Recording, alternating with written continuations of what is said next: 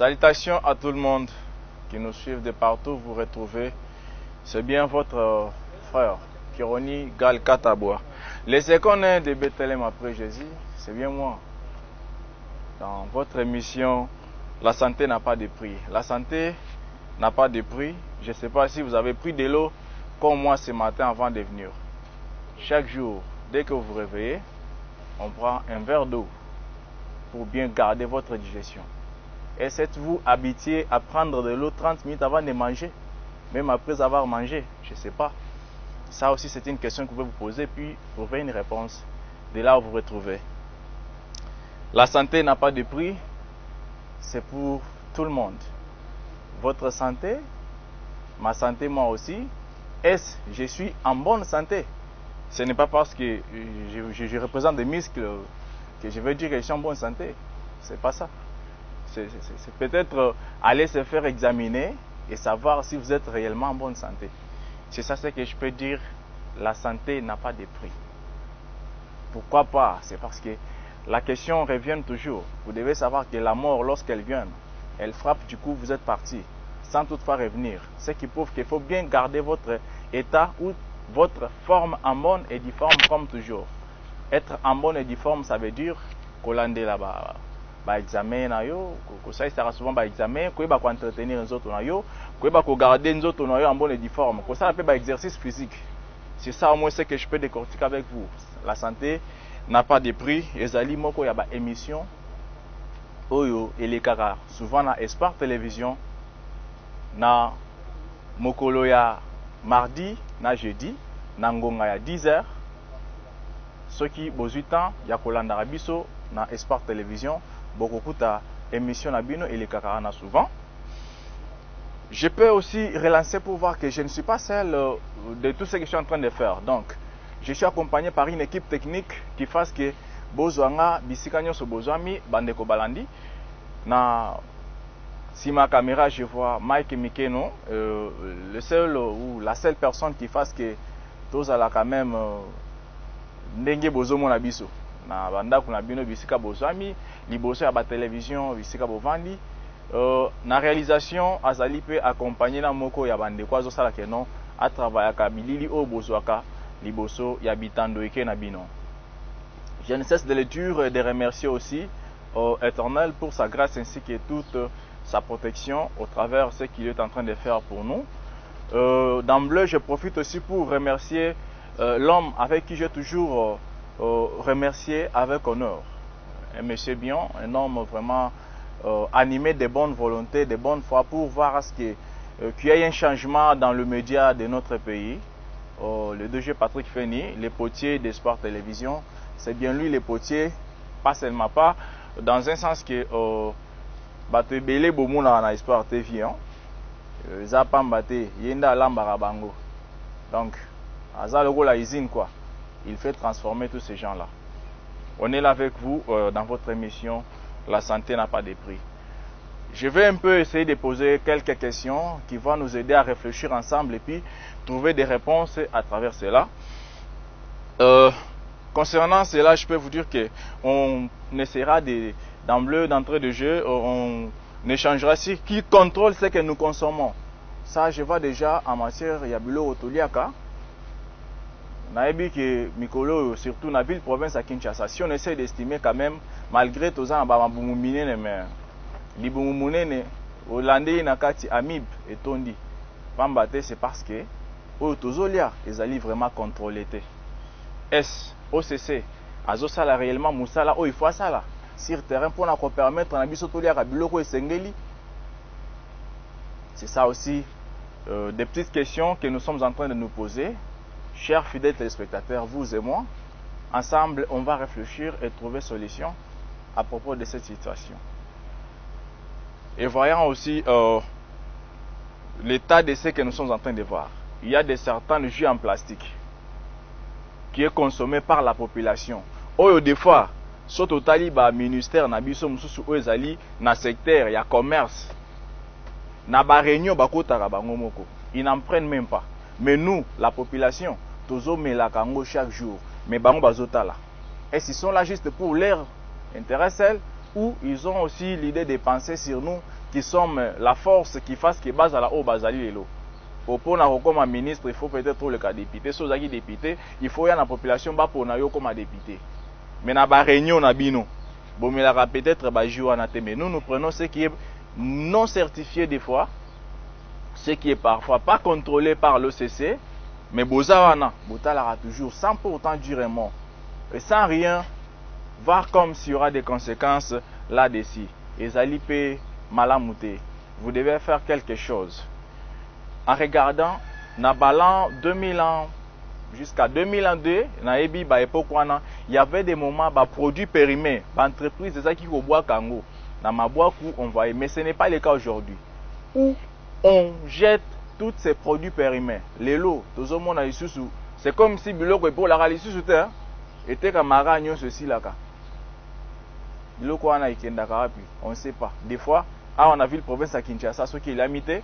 Baboua qui a la province, Bissika, Monique et Bateau, on a tendance à rouler de la mingité, mais ça va nuire à la santé de nos frères et sœurs qui sont là-bas. Qu'est-ce qui est à la base? Il y a AVC Mikoloyo.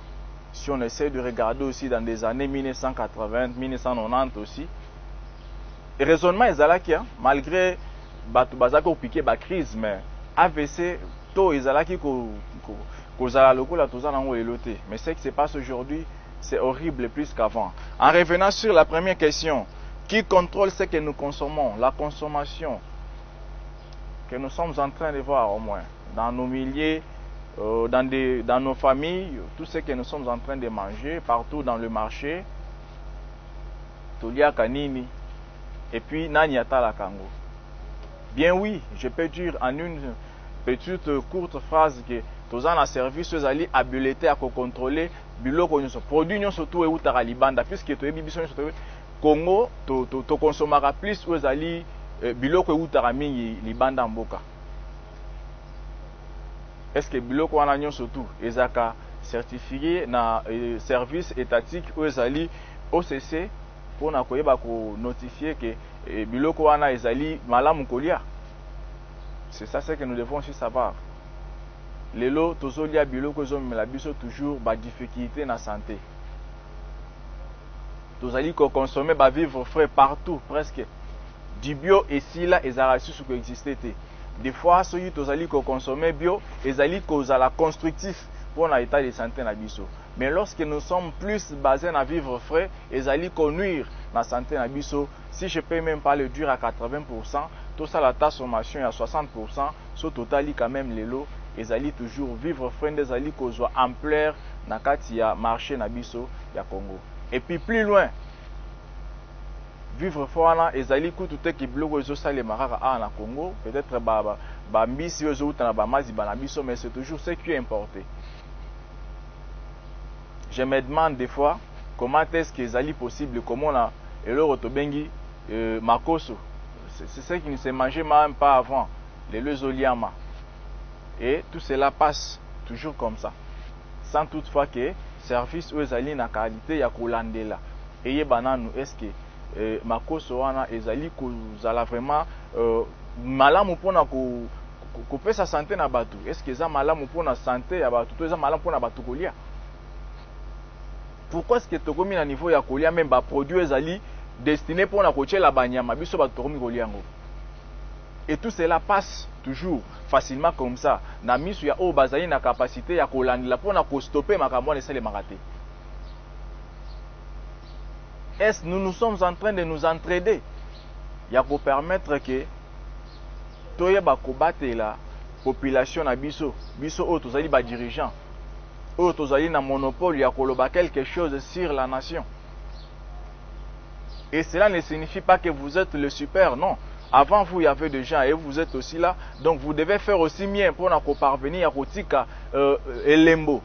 Oui, comme ça, qui a taillé l'équipe, génération Ekoya, ils ont une solution à Malamu, histoire moi qui toro qui papa na bino aleka awa, tala ordre à chaka.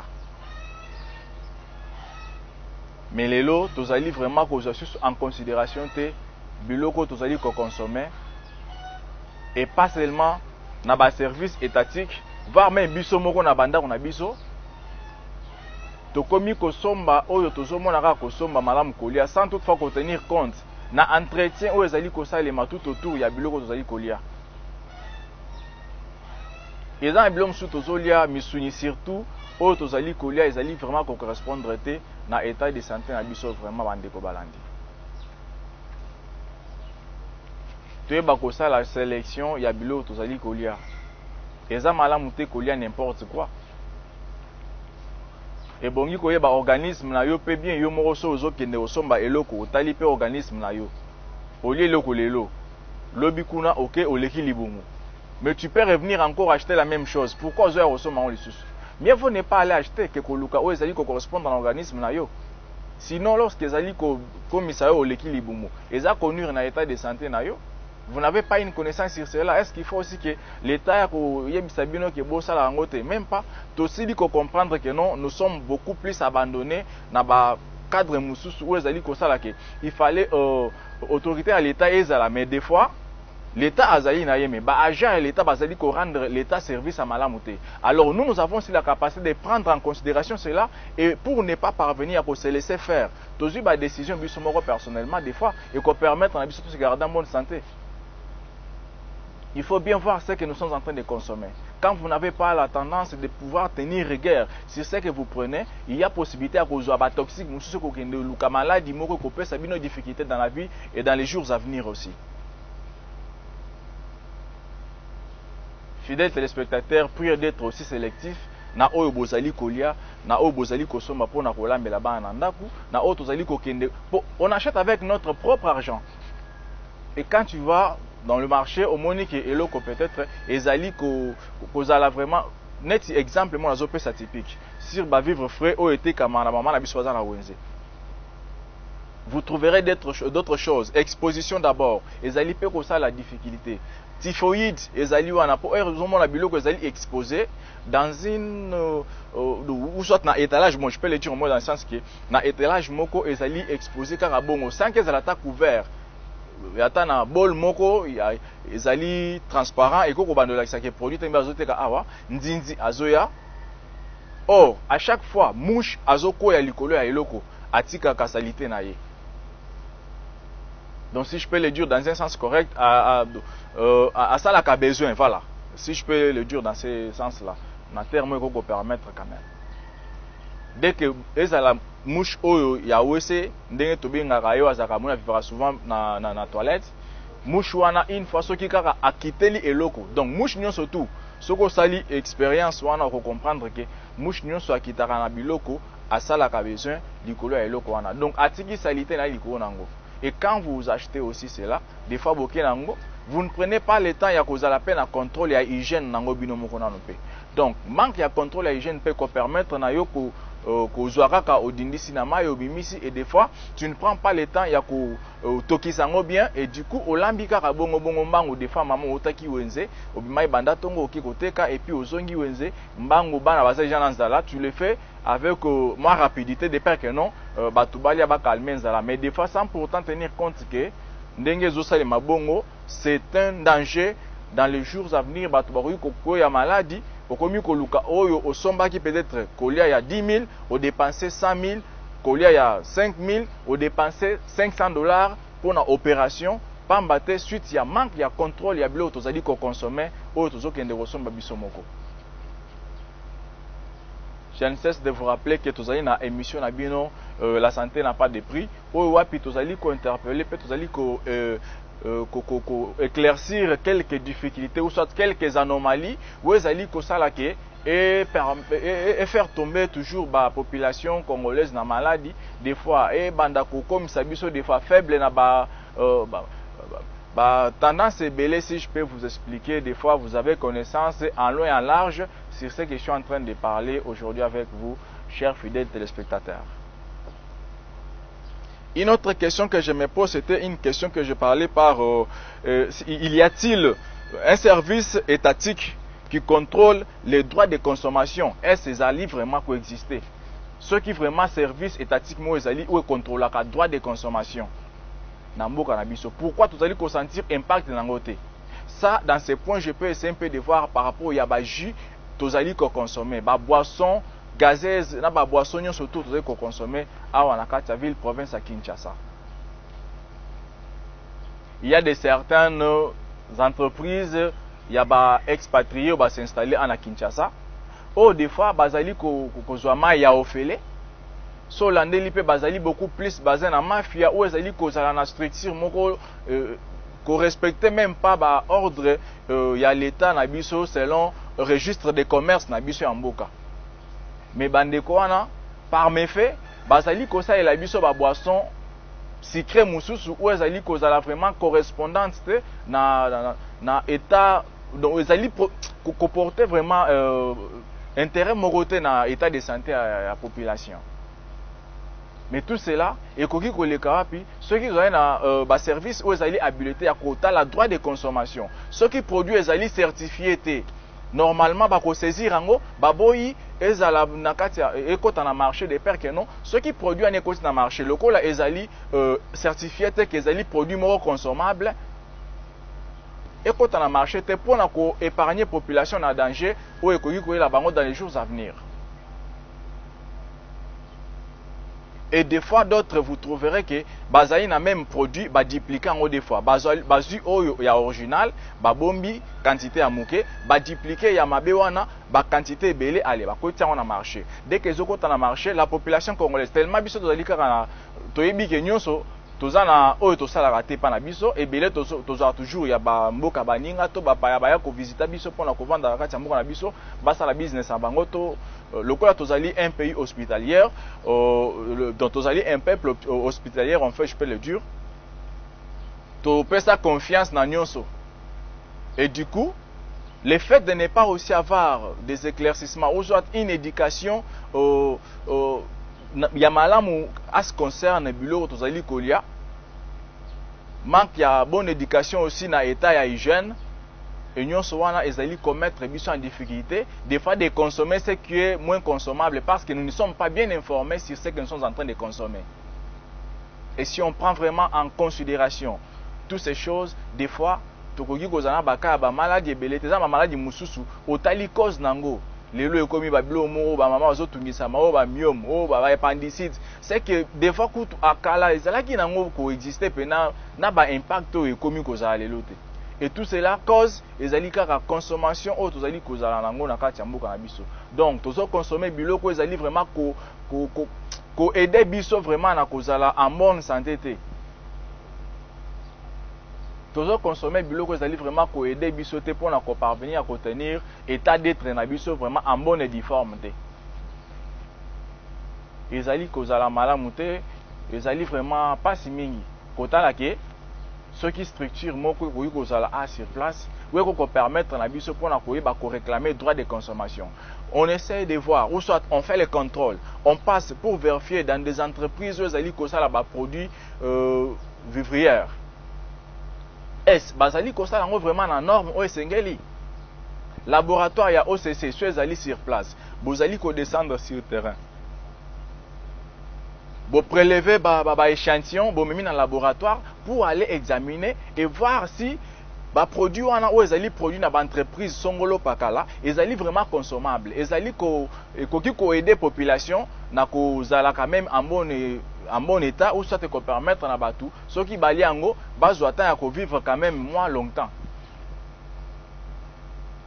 Tous allez coller pour na ko battre l'anzoto za la kolongo non, mais le to coller biloko kaka pourvu que tozala kaka totondisa libumu et pour un temps omoni pe e rotondisi libumu mikolo mike kaka yo wana okoyi maladie tolandeli pe suite ya maladie wana tala lelo so totalito ya typhoïde na kati ya mboka na biso ezali élevé okoki jamais kokende ko s'examiner na hôpital sans pourtant que ozala na ozanga kozala na résultat ou ko témoigner kozala na typhoïde.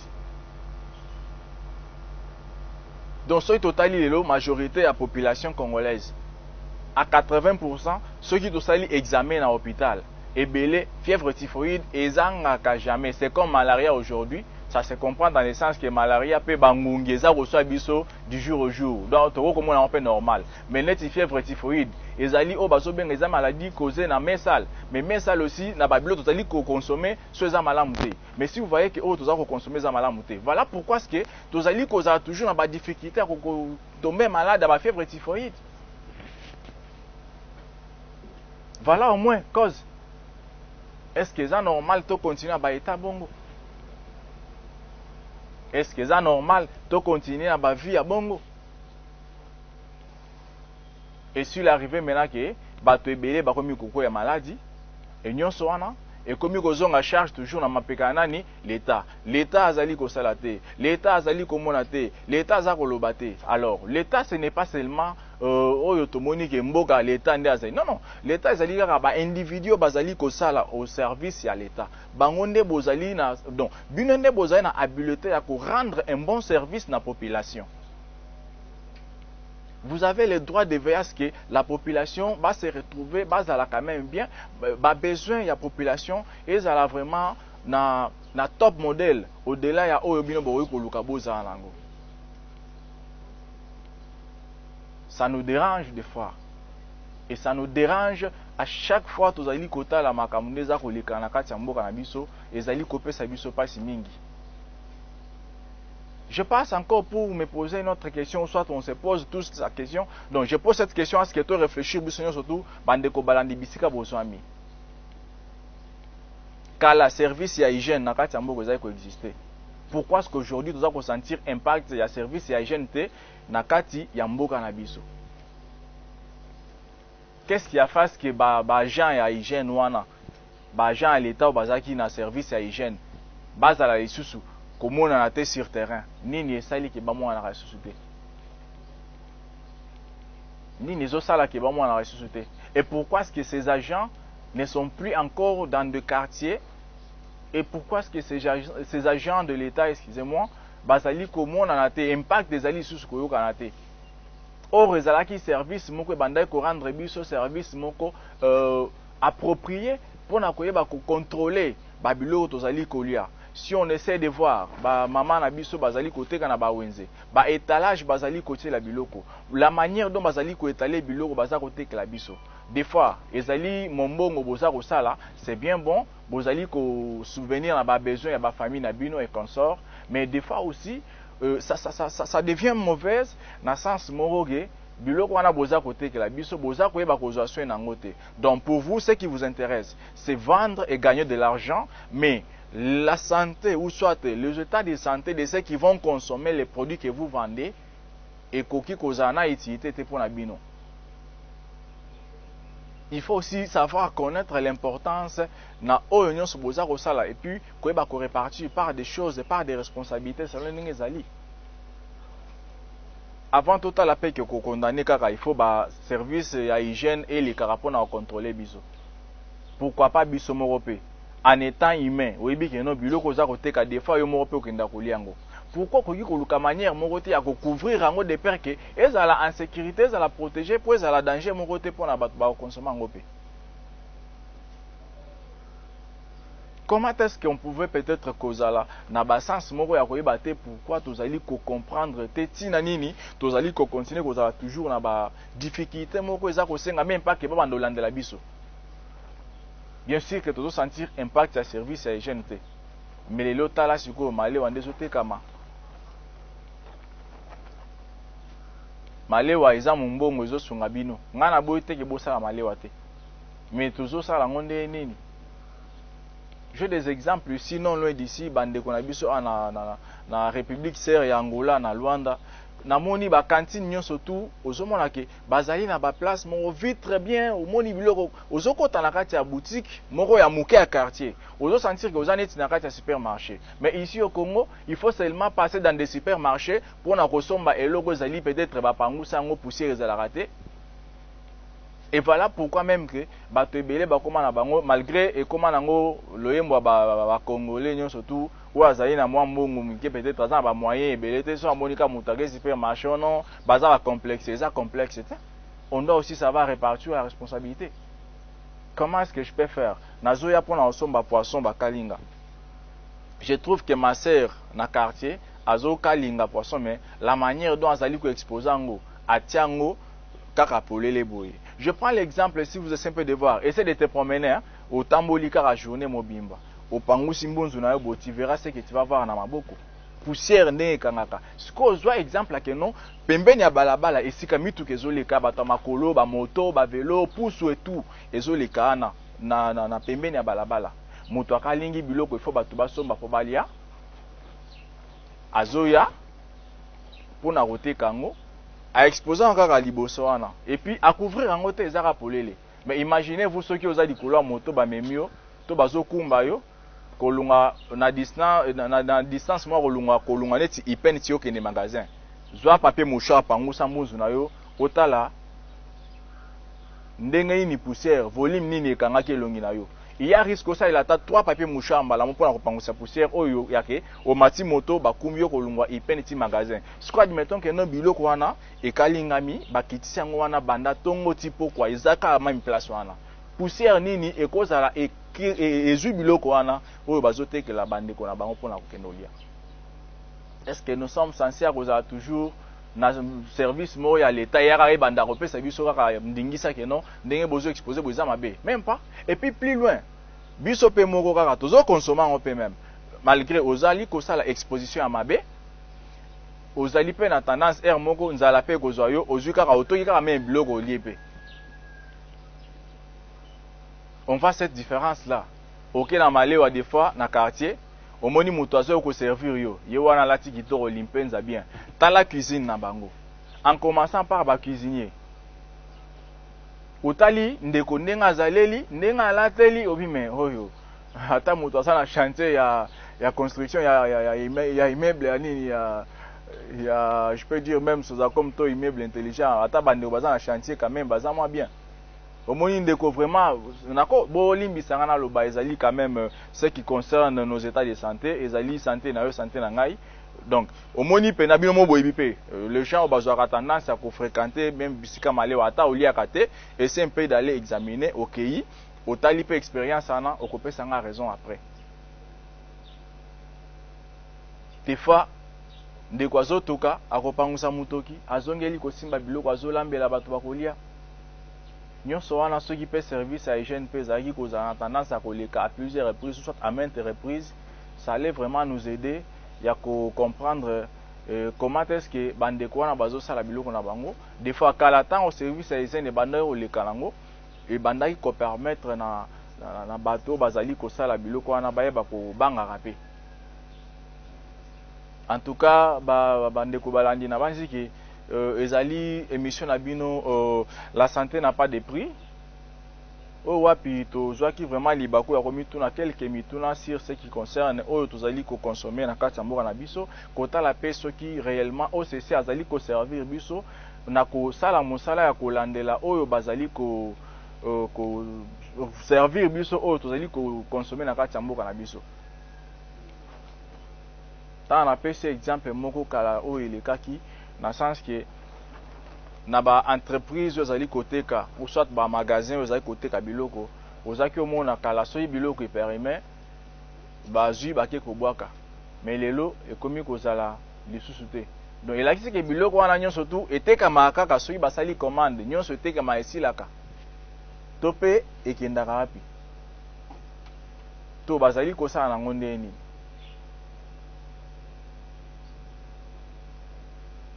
Donc comme pe na bandeko mususu pe bamisala na bango na monaki dernièrement pe bandeko mususu bake kosomba ba masanga oyo ezaki déjà ropola bake nango babandi ko transformer ngo na ndenge na bango bazongisa ngo pe na marché bando tekela bato. Sans oublier que dernièrement ota pe ko kanga ba poisson mo ba nini sardine mo bando kende soki kisangani oyo ezaki déjà périmé chance que balobelaki yango nde l'État est se saisir na dossier bake kokanga ba sardine siko soki ke balobelaki yango te sardine nde monani mais oyo nyonso musu etikali est-ce que moi anaka. Nous avons le droit de dénoncer ce qui est mal et nous avons aussi le droit de contrôler et savoir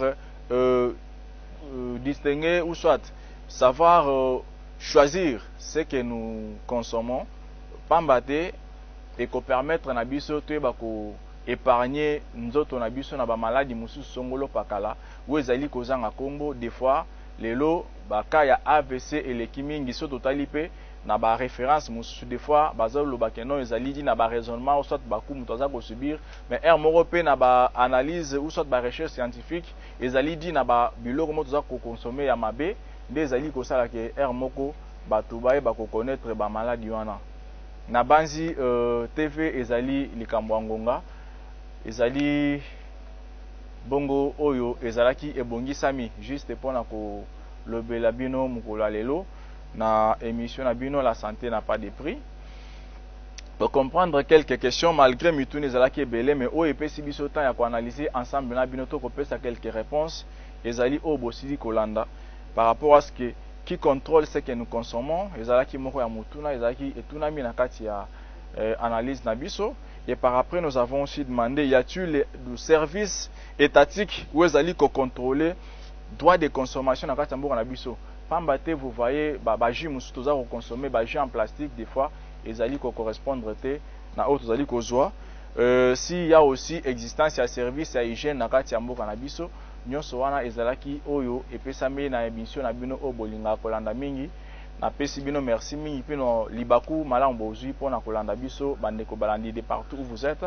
Natali na sima caméra nazaki accompagné na ndeko Mike Mekemo oyo wapi asali ke a travaillé na biso na elongo na mukolo oyo ya lelo na bosani pete kopesa merci na bandeko nyonso surtout ya équipe ya Espoir Télévision ainsi que tous mes collègues ici ensemble avec moi. Na pesi bino pe mbote mingi pe merci mingi na ndeko na biso oyo asili kozwa chance ya encourager toujours biso Bedem Business na bosanyote ainsi que le frère Pierre Mobikai le DG de du Capsule Business na PCOP mbote bisika ozwami pe na kanisi lisusu kozongisa merci na DG Patrick Feni oyo wapi apesi biso libaku malamu ya kozwa temps ya koleka na émission oyo na Espoir Télévision. Merci mingi na baïnion sur bazuli bako kolanda biso de partout. À ma famille, merci aussi à papa Sasa Bisika Ozali. Bye et tomonani mbalasima.